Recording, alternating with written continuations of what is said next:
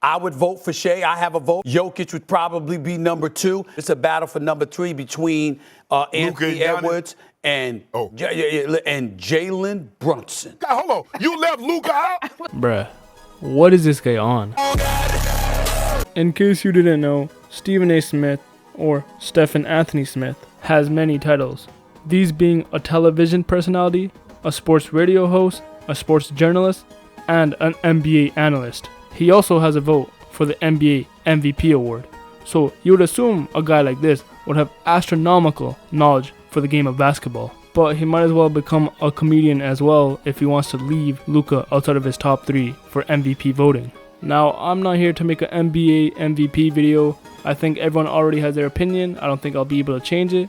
You're either going for Luka, going for SGA, or going for Jokic. And in case you didn't know, I like to look at numbers, especially advanced stats. So if I had a vote, it would be for Jokic. I mean, just look at all of this green. Money talk. Anyways, the main focus of the video isn't the MVP discussion, but rather Stephen A. Smith popping mollies on live TV.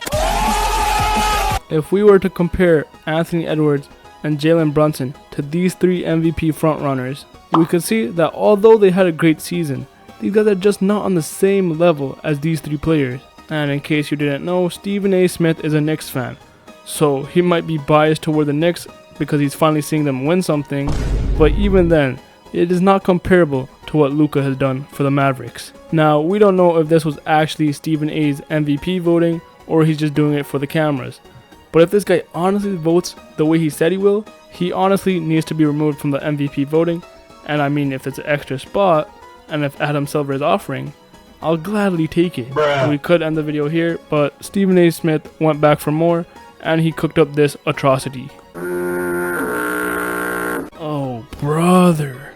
First, let's establish what pressure is. In the context of sports, it's essentially the expectation put onto a player.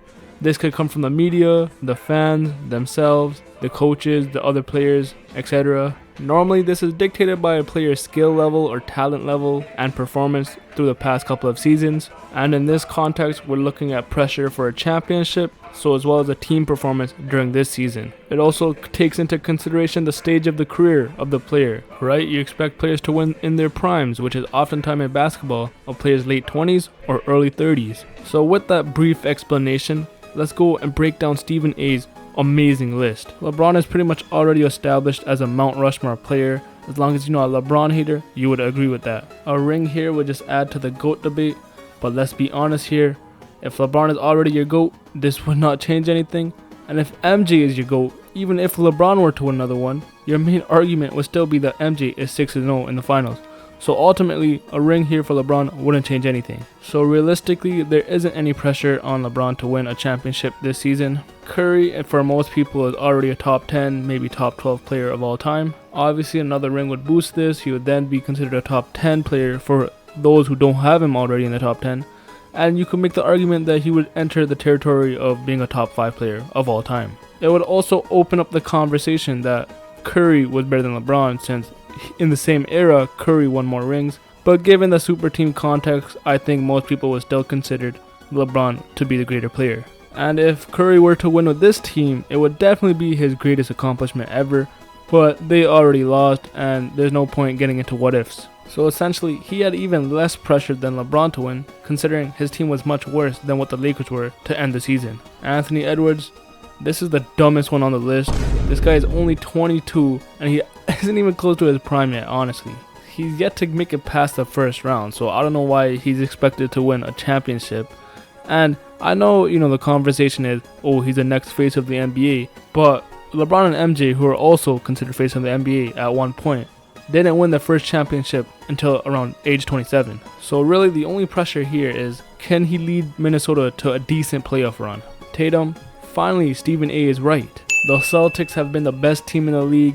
Tatum, out of all the so-called superstars, if you want to label him that, had the most help. He's already been in multiple deep playoff runs. He's been in the conference final, I think 4 times now. He's been to the finals once. You can make the argument he's yet to enter his prime, but he's approaching it, and with everything around him, he should be expected to win. So yes, there is pressure on Tatum to win this year. Lillard, and once again, Stephen A is right on this one too, because for the longest time we heard that Lillard had no help in Portland, so there wasn't any expectation to win. But now that he's on the Bucks, whose core members won a championship just a few years ago, and the fact that he's the replacement of one of that member, Jrue Holiday, being considered a top 10, 15 player in the league and one of the greatest shooter ever, alongside Giannis, who is considered a top 3 player, he should win this year. So yes, there is pressure on Lillard to win this year. Now, you might be thinking, surely we've seen the worst of Stephen A. Smith's takes for this season. Unfortunately for me, and unfortunately for you, we're both wrong. There is one more that is far worse than both of these takes combined.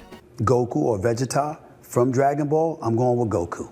I'm just going to tell you, I'm going with Goku. I guess I like his name better than Vegeta. That's basically the only excuse that I have. Absolutely bodied my idol. Anyways, if you're still watching, make sure you hit the subscribe button so you could continue seeing a fake wannabe analyst such as myself waffle about sports and stats related content. And who knows, maybe one day Adam Silver hits my lines and gives me an MVP vote.